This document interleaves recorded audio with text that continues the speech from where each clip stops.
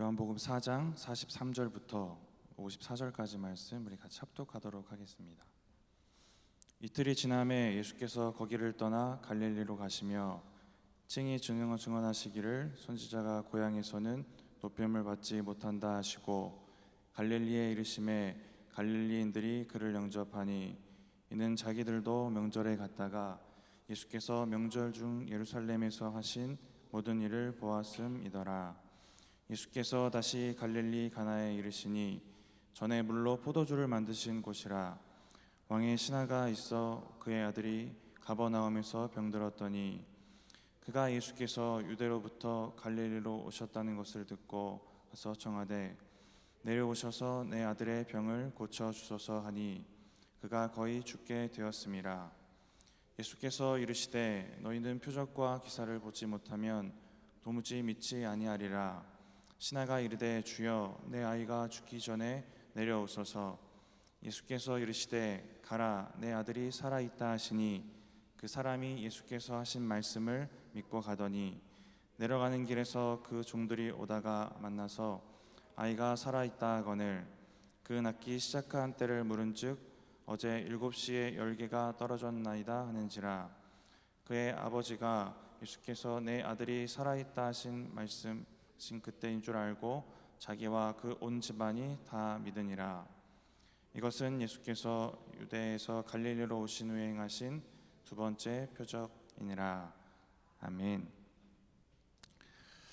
예수님은 유대에서 이제 사마리아를 지나서 원래 목적지였던 갈릴리로 가시게 됩니다. 43절 말씀 보시면 이틀이 지남에 예수께서 거기를 떠나 갈릴리로 가시며 이틀 동안 사마리아 수가성에서 그 은혜 받은 사람들에게 말씀을 조금 더 전하시고 이제 거기를 떠나 이제 갈릴리로 가십니다. 근데 오늘 본문 44절 우리 같이 한번 읽어보겠습니다. 친히 증언하시기를 선지자가 고향에서는 높임을 받지 못한다 하시고. 은혜로운 이틀을 지나서 갑자기 44절에 부정적인 느낌의 이야기가 나옵니다. 이 갈릴리 사역에 대해서 부정적으로 이야기를 하시는 것인데 이 사마리아에서의 사역은 너무 귀하고 성공적이었습니다. 그래서 사마리아 여인도 변화받고 그 여인을 통해 사마리아인들도 구원받고 예수님의 말씀을 듣고 많은 사람들이 은혜를 받았습니다. 근데 이틀을 더 말씀을 선포하시고 갈릴리로 가셨는데 갑작스럽게 부정적인 어조로 이제 갈릴리 사역을 이야기를 하십니다. 예수님 마음에 생각에 또 예수님의 생각으로는 사마리아 사역 같지 않을 것 같으니 갈릴리 사역에 대한 생각이 있으셨던 것 같습니다. 예수님이 전하시는 복음이 동일한 것이라면 그 동일한 것을 사마리아 사람들도 듣고 또 갈릴리 사람들도 듣는다면 분명 듣는 사람의 문제일 것인데 사마리아 사람들은 좋은 믿음의 밭이 있었던 것 같습니다. 근데 갈릴리 사람들은 그렇지 않았구나 하는 것을 우리가 추측을 하게 됩니다. 근데 이어지는 45절 말씀을 보시면 이러한 부정적인 추측과는 다르게 갈릴리 사람들이 예수님을 영접했다라는 말씀이 이어집니다. 우리 45절 같이 한번 읽어보겠습니다. 갈릴리에 이르심에 갈릴리인들이 그를 영접하니 이는 자기들도 명절에 갔다가 예수께서 명절 중 예루살렘에서 하신 모든 일을 보았음이더라. 예수님이 분명히 부정적인 반응을 예상을 하셨는데 45절을 보시면 영접이라는 긍정적인 반응이 보입니다. 근데 여기서 이 영접은 우리가 익숙하게 알고 있는 그 영접이 아닙니다. 요한복음 1장 12절이 잘 하시는 말씀 가운데 영접하는 자 곧 그 이름을 믿는 자들에게는 하나님의 자녀가 되는 권세를 주신다 라는 이 말씀 가운데 이 영접은 우리가 잘 알고 있는 그 영접이 맞습니다. 영생을 얻고 자녀의 권세를 얻는 그런 영접입니다. 근데 오늘 본문 가운데 이 영접은 환영하다라는 의미의 영접입니다. 그 영어 성경에는 다른 단어가 쓰이는데 1장 12절에는 이 받아들이다라는 단어가 쓰이고 있고 4장 45절 오늘 본문에는 이 웰컴이라는 단어가 쓰입니다. 환영하다라는 단어인데 구원을 얻는 영접이 아니라 예수님을 환영을 하고 있는 겁니다. 이 갈릴리 사람들이 예수님을 환영을 하고 있는 것인데 45절 후반부를 보시면 왜 예수님을 환영했는가, 이제 그 이유가 나옵니다. 이는 자기들도 명절에 갔다가 예수께서 명절 중 예루살렘에서 하신 모든 일을 보았음이더라. 이 45절 후반부에 이들의 동기가 있습니다. 환영을 하고 예수님을 받아들이긴 하는데 표적과 기적을 행하셨던 이 예수님의 그 모습 가운데 그 기적을 나도 누리고 싶구나 하는 이 마음들, 이 표적과 기적을 나도 경험하고 싶다라는 마음들, 자기 필요와 이 유익에 대한 그 동기가 있었습니다. 동기가 좀 불순한 건데, 여기서 한 가지 우리가 돌아보는 것은 우리가 예수님을 찾아가는 동기입니다.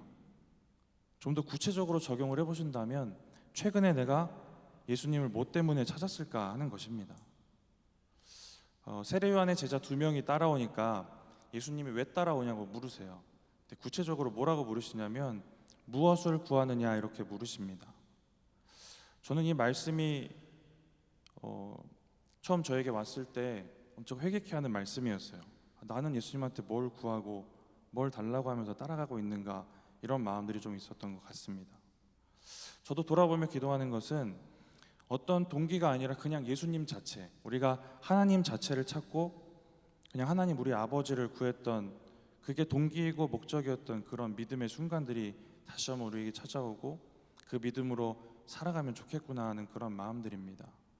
뭘 구하는지 하나님 물으실 때에 하나님이면 충분합니다. 은혜 주시면 그것으로 충분합니다. 이런 믿음이 있으시기를 바랍니다. 오늘 본문에 예수님을 메시아로 영접하려는 동기가 아닌 이 기적을 누리고 싶은 동기를 가진 한 사람이 등장을 합니다. 우리 46절 한번 같이 읽어보겠습니다. 예수께서 다시 갈릴리 가나에 이르시니 전에 물로 포도주를 만드신 곳이라. 왕의 신하가 있어 그의 아들이 가버나움에서 병이 들었더니, 우리 47절도 읽겠습니다. 그가 예수께서 유대로부터 갈릴리로 오셨다는 것을 듣고 가서 청하되 내려오셔서 내 아들의 병을 고쳐주소서 하니 그가 거의 죽게 되었습니다. 이 왕의 신하는 아들의 병을 고치기 위한 목적을 가지고 예수를 찾습니다. 그리고 청하되 내려오셔서 고쳐주시옵소서라고 예수님께 부탁을 합니다. 여기서 청하되라는 이 단어는 엄청나게 간절한 단어예요. 반복적인 요구, 반복적인 의미를 가지고 있는 단어입니다. 원어적으로 그런 의미가 있는데, 그런 원어의 의미 말고 그냥 우리가 우리 자녀를 좀 생각하면서 생각해봐도 우리가 어떤 마음이었을지가 이해가 되실 것 같습니다. 간절하고 애타는 마음으로 예수님께 갑니다. 그렇기 때문에 이 왕의 신하라는 이 높은 신분을 가지고 있었지만 직접 예수님을 찾아가는 모습을 보여주고 있습니다. 이 신하가 있던 데가 가버나움인데, 가버나움부터 예수님 계시던 가나까지는 엄청나게 먼 거리입니다. 종을 보낼 수도 있고 누군가 대리인을 보낼 수도 있지만 이 먼 거리를 직접 찾아가게 됩니다. 그리고 우리가 결론을 읽었는데 아들이 결국 살아나게 됩니다. 그렇다면 이 왕의 신하가 이 청하되라는 이 언어의 의미처럼 간절하고 반복적으로 끈질기게 예수님께 매달렸더니 예수님이 기적을 베푸셨다라는 말씀일까 우리가 생각을 할 수도 있겠지만, 이 끈질김은 아들을 살리려는 간절함이고 구원자이신 예수님을 끈질기게 찾지는 않았습니다. 이 신하에게는 그 아들을 향한 마음은 있었지만 믿음 자체는 없었다라는 것입니다. 아들이 살아나는 이 기적에서 이 왕의 신하의 믿음은 아무 역할을 하지 못합니다. 근데 어쨌든 아들이 살아나요. 기적은 일어납니다. 예수님이 은혜를 베푸십니다. 그렇다면 이 맥락상 예수님은 다음 말씀을 통해서 이러셔야 될 것 같아요. 그럼 이제 같이 가보자, 아니면 나을 것이다 라고 이야기를 하셔야 될 것만 같습니다. 분위기상 결론을 알고 있으니까요. 근데 48절을 보시면 예수님이 이렇게 이야기를 하십니다. 예수께서 이르시되 너희는 표적과 기사를 보지 못하면 도무지 믿지 아니하리라. 너희라는 것은 이 왕의 신하와 표적을 구하며 예수님을 환영한 사람들을 이야기를 합니다. 이들의 이런 믿음을 예수님은 부정적으로 이야기를 하신데, 고쳐주시지 않을 것처럼 얘기를 하고 계시는 겁니다. 지금 이러한 예수님의 반응과 함께 한 가지 대조되는 믿음을 가졌던 믿음의 사람들이 생각이 나는데, 4장 이 이야기 전에 나왔던 사마리아 여인과 수가성 사람들입니다. 너희는 표적과 기사를 봐야지만 믿는구나, 나를 환영하는구나 하고 질책하셨던 이 믿음과는 다르게 수가성 사람들은 표적과 기사 하나 없이도 그냥 예수님의 말씀만 듣고도 변화받고 구원을 얻어갑니다. 그리고 그 말씀에 더 매달리고 더 말씀을 듣기를 원합니다. 그렇게 은혜를 사모하는 이런 믿음도 있습니다. 이런 믿음도 있고 저런 믿음도 있는 거예요. 그러면 우리가 분명히 사마리아 사람 같은 믿음을 갖기를 원할 것이고 그렇게 살아가야겠구나라는 다짐도 할 수 있습니다. 그리고 예수님도 분명히 사마리아 사람들 같은 믿음을 귀하게 보실 것입니다. 그러니까 우리에게 별다른 동기나 나의 필요가 채워지지 않아도 주님의 말씀으로만 이러한 풍성한 채워짐이 있는 그러한 은혜를 우리가 갖고 살아가기를 원할 것입니다. 이 요한복음에는 7개의 표적이 등장합니다. 그리고 이 요한은 이 표적의 목적을 잘 알고 계시는 그 20장 30절부터 31절까지의 말씀, 이 말씀을 통해 밝히고 있으신데, 이 표적의 목적은 너희로 믿고 그 이름을 힘입어 생명을 얻게 하려 함이니라. 31절 후반절에 이렇게 기록되어 있습니다. 이 표적의 목적을 분명히 기록하는데 영생하는 믿음, 구원의 목적이 있다라는 얘기를 하고 있습니다. 10명의 문둥병자가 고침받은 이야기를 너무 잘 알고 계실 것인데, 이 중에 한 명만 돌아와서 영광을 돌립니다. 그랬더니 예수님은 나머지 9이 어디 있는지 찾으시고 돌아온 한 명에게 무슨 얘기를 해주시냐면 구원 얘기를 해주십니다. 표적과 기적 자체에 목적이 있지가 않습니다. 표적과 기적은 통로가 되어서 주님을 온전히 만나고 또 구원을 얻게 되는 그러한 통로가 되는 것입니다.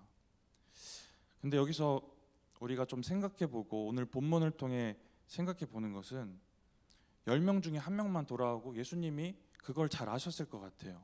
근데 그럼에도 이들을 불쌍히 여기시고 기적을 베푸십니다. 오늘 왕의 신하인 나비도 믿음은 없고 그냥 아들을 고치고 싶은 그 애타는 마음 가지고 옵니다. 그냥 그런 불쌍한 사람입니다. 근데 그 사람을 외면하지 않으십니다. 오병이어 사건 가운데서도 그 많은 사람들이 다 구원받기 위해서 생명의 떡, 그 진짜 진정한 말씀을 듣기 위해서 찾아온 사람들이 아닌 사람들도 참 많았을 것 같습니다. 근데 그런 목적 가지고 온 사람들을 집에 가라고 보내신 예수님이 아니시다라는 것입니다. 결국 그 기적 후에 생명의 떡, 영생하는 떡에 대한 얘기할 때 많은 사람이 떠나가고 무리들이 떠나갑니다. 너희도 갈 거냐고 제자들한테도 물어보시고요. 근데 그 과정 가운데 서 있는 사람들을 외면하지는 않으셨다라는 것을 우리가 기억했으면 좋겠습니다. 요한복음 4장의 두 이야기를 통해 보여지는 우리 예수님의 성품은 연약한 믿음을 외면하지 않으시는 그러한 성품입니다. 연약한 믿음을 가진 사람을 외면하지 않으시는 주님. 근데 저도 저의 기억을 좀 돌아보면 최근에도 입원을 좀 했었는데, 어렸을 때는 정말 이름 모를 병으로 걸을 때마다 뼈가 좀 갈아지는 느낌이 들어서 잘 걷지 못했던 적이 있습니다. 그러다 진짜 연약한 믿음인데 교회에서 어머니와 또 교회 권사님들과 함께 매일같이 철야하면서 기도했던 기억이 지금도 생생하게 납니다. 지금처럼 난방을 틀 수도 없고 돗자리와 두꺼운 이불 덮고 철야했던 기억이 납니다. 이런 겨울에도. 근데 그 후에 하나님 역사하시고 은혜 베푸셔서 고치시고 걷기도 하고 뛰기도 하게 됩니다. 근데 그때가 저의 구원의 때는 아닙니다. 그냥 하나님이 이런 분이시구나를 알아가게 되는 하나님에 대한 믿음이 생긴 때입니다. 그리고 그 믿음을 지나 예수를 구주로 인정하고 구원받게 되는데, 저는 이 질병 고치신 얘기를 가끔 간증하고 이야기를 할 때 이보다 더 큰 기적이 구원받은 기적입니다라고 고백을 합니다. 근데 이 기적은 하나님이 하나님이심을 우리에게 알게 하고 구원을 이루도록 하는 통로가 됩니다. 제가 경험한 기적도 그랬고 성경에 나오는 기적들도 그렇습니다. 근데 병에 걸려서 제가 걷지 못했을 때 그 어린 시절에 제 목적은 구원도 아니었고 긴가민가하는 믿음이었고 지푸라기 잡는 그러한 심정이었습니다. 그냥 병이 고쳐졌으면 하는 그런 간절함이 있었던, 표적 구하는 믿음 가진 사람들이랑 비슷했을 것입니다. 근데 하나님께서 그런 저를 외면하지 않으시고 지금 이 자리에 서 있습니다. 근데 이 말씀을 묵상하면서 저에게 찾아온 도전과 고민은, 그렇다면 믿음이 연약하고 온전하지 않은 사람을 외면하고 불쌍히 바라보지 못하는 사람들은 누구일까 하는 것입니다. 근데 고민하고 생각을 해보니까 세상 사람들보다도 교회 안에 있는 우리의 모습 가운데도 이러한 모습이 있지 않은가, 이러한 돌아봄이 저에게는 있었습니다. 믿음이 부족하고 연약해도 조금 다른 목적으로, 세상적인 목적으로 교회를 와도 그래도 예수님은 그 과정 가운데 있는 사람들은 놓지 않으시고 외면하지 않으시는데, 그런데 우리는 그 사람들을 어떻게 바라보고 있을까? 이러한 돌아봄이 저에게는 있었습니다. 우리의 신앙의 연수가 더해지고 직분도 생겨가고 또 머리에 성경 지식도 많아지고, 근데 그러면서 우리가 긍정적인 부분도 있겠지만 부정적인 것은 우리가 꼭 하나 만드는 게 있는데 잣대입니다. 신앙의 잣대를 만들어서 이렇게 재보고 저렇게 재보고 사람을 재는 습관들이 생깁니다. 교회를 구원이 아닌 다른 목적 가지고 온 사람, 집사님인데 뭔가 믿음이 이상한 것 같은 사람, 권사님인데 믿음이 이상한 것 같은 사람, 연약한 믿음이 보여지는 사람을 우리가 바라보는 시선들을 우리의 잣대로 평가하고 그런 모습들이 있다라는 것입니다. 상한 갈대가 있으면 다 꺾어버리고 좋은 갈대만 남겨서 좋은 갈대밭 만드는 거, 아름다운 갈대밭처럼 보이는 게 교회가 아닙니다. 상한 갈대 꺾지 않으신 우리 주님처럼 꺾어진 갈대 있으면 세워놓고 또 상처받은 거 있으면 꼬매주고 싸매고 해서 이게 막 누더기 같아도 따뜻하고 온기가 흐르는 게 교회 아닙니까? 우리가 오늘 말씀을 통해서 연약한 사람들, 믿음이 연약한 사람, 그게 우리 자신일 수도 있잖아요. 그런 사람들을 바라본 우리의 마음과 믿음을 좀 돌아봤으면 좋겠습니다. 오늘 왕의 신하처럼 믿음이 연약하고 잘못되어 있는 사람들을 대하는 우리의 모습들을 돌아봤으면 좋겠습니다. 불쌍하게 여길 만한 사람 불쌍하게 여기는 건 쉬운데, 비난하고 비판하고 싶은 사람, 왜 저래 왜 이래 하고 싶은 사람을 우리가 궁휼하게 바라보는 게 참 어려운 것 같습니다. 근데 성령 하나님 우리 가운데 계시면, 그 주님의 궁휼이 우리 가운데 있으면 우리도 그 마음 가지고 살 수 있겠구나 하는 것입니다. 여러분도 그렇고 저도 그렇고 참 곰곰이 생각해보고 돌아보면 참 불쌍한 사람들이잖아요. 네. 불쌍한 우리도 하나님의 궁휼하심 받아서 구원을 얻었습니다. 그 받은 궁휼 우리가 잘 품고 살아가면 우리의 시각도 예수님이 그렇게 연약한 사람들 바라보셨던 것처럼 우리도 그렇게 살아갈 수 있지 않을까 하는 이 믿음 가지고 살아가셨으면 좋겠습니다. 그렇게 살아가면 교회와 세상에서의 삶이 변할 것입니다. 저는 여러 가지가 변하겠지만 말이 변할 것 같아요. 우리의 말이 변할 것 같습니다. 궁휼이 없을 때는 표적만 구하고 뭐 연약한 믿음 가진 사람들은 조금 비판하고 싶고 마음에 안 드는 사람이었다면, 우리에게 궁휼이 있다면 연약한 믿음 가진 사람들은 불쌍한 사람들이니까 우리가 그 마음으로 바라보면 우리가 건네는 말이랑 행동과 그런 마음들이 변하지 않을까 하는 것입니다. 주님의 궁휼을 가지고 온전히 살아가시는 저와 우리 성도님들 되셨으면 좋겠습니다. 오늘 말씀 49절 보시면 이 신하의 왕의 신하의 믿음이 또 구체적으로 보여집니다. 이 왕의 신하는 내 아이가 죽기 전에 내려오소서. 이 내려오소서는 지명적인 의미입니다. 예수님이 더 높은 곳에 높은 지역에 계셨고 낮은 지역에 살고 있던 신하가 예수님을 오시라고 청하는 것인데, 이 왕의 신하의 이런 청함은 예수님이 직접 가시고 오셔야만 내 아이가 살겠구나 하는 불완전한 믿음의 모습을 보이고 있습니다. 여기서 또 한 가지 생각해 보는 것은, 자기 방법과 틀에 맞춰서 우리가 예수님을 바라보는 모습들, 예수님의 한계를 제한하고 또 제한해서 예수님을 바라보는 모습들입니다. 예수님을 내 틀에 맞추고 내 방법에 맞추고 자기가 믿음이 없는 건데 예수님의 능력을 제한하기도 하고, 그렇게 포기하고 낙심하는 일들도 우리 가운데 있진 않은가 하는 돌아봄이 있습니다. 이 왕의 신하는 자기의 방법대로, 자기의 생각대로 예수님이 움직여 주실 것을 요청을 합니다. 예수를 그리스도로 보지 못하고 그냥 기적을 베푸는 사람 정도로 이해하는 그 정도 수준의 믿음이었기 때문에 왕의 신하는 예수님께 그렇게 요청을 합니다. 49절에 이 내려오소서의 이 원어는 명령형입니다. 그래서 여기에 대한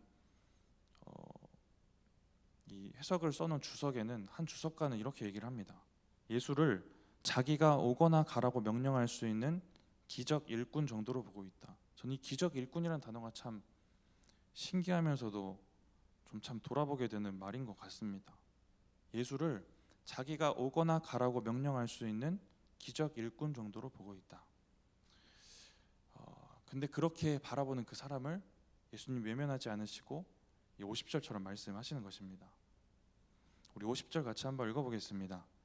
예수께서 이르시되 가라, 내 아들이 살아있다 하시니 그 사람이 예수께서 하신 말씀을 믿고 가더니. 예수님은 아들이 살아있으니까 집에 가라고 얘기를 하십니다. 근데 이상한 것은 예수님이 꼭 오셔야만 고쳐질 것 같습니다라고 했던 사람이 그냥 예수님 말씀만 믿고 떠나가는 모습이 보여집니다. 저는 드디어 믿음이 생겼구나 하고 생각을 잠시 했었는데, 근데 51절 보시면 돌아가다 종들을 만나고 52절 보시면 아이가 언제 낳았는지 묻습니다. 의심하고 확인하는 모습을 보여줍니다. 그래도 저는 믿음이 생겼다는 생각이 들어요. 의심이 있어도 물어보고 확인하고 하는 것, 이것도 믿음인 것 같습니다.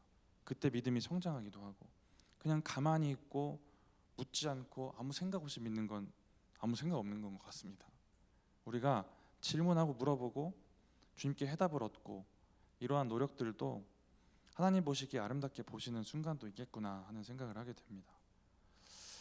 아직도 의심하고 막 긴가민가하는 이러한 믿음인데, 결론적으로 오늘 말씀 후반부 보시면 왕의 신하와 가족들은 구원을 얻게 됩니다. 믿음이 부족하고 불순한 사람, 표적을 구하고 자기 목적으로 예수를 찾았던 이 사람.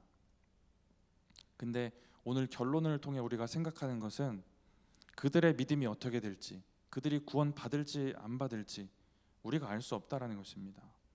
표적과 자기 동기만 가지고 예수를 찾았던 그 사람과 그의 가족이 구원을 얻게 되는 이 오늘 본문의 내용을 우리가 잘 기억했으면 좋겠습니다. 그러니까 우리가 연약한 믿음 가진 사람들에 대한 긍휼을 잃어버리고 교회 안에서 그런 사람들을 우리가 용납을 하지 못하고 상처 주고 낙심하게 하는 일이 하나님의 구원 계획을 방해하는 일이 될 수도 있겠구나라는 것입니다.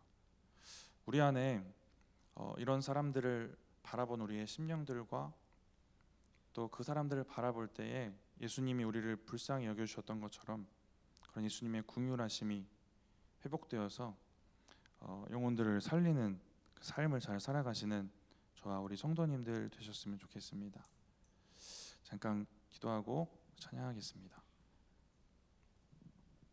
하나님, 오늘 주신 말씀을 통해 우리의 믿음을 돌아보며 우리의 믿음의 시각을 점검하게 하시니 감사합니다. 하나님, 우리도 긍휼히 여겨주셔서 우리가 구원 얻고 주님의 자녀로 살아가게 하셨는데, 우리도 인생을 살아가고 믿음을 가지고 살아갈 때에 연약하고 또 세상적인 마음으로 주님을 따르는 자들을 바라보는 그 마음들 가운데 긍휼함을 허락하여 주시고 주님이 원하시는 마음 가지고 또 살리는 삶을 온전히 살아갈 수 있도록 주님 함께 하시고 역사하여 주시옵소서. 감사합니다. 예수님의 이름으로 기도드립니다. 아멘.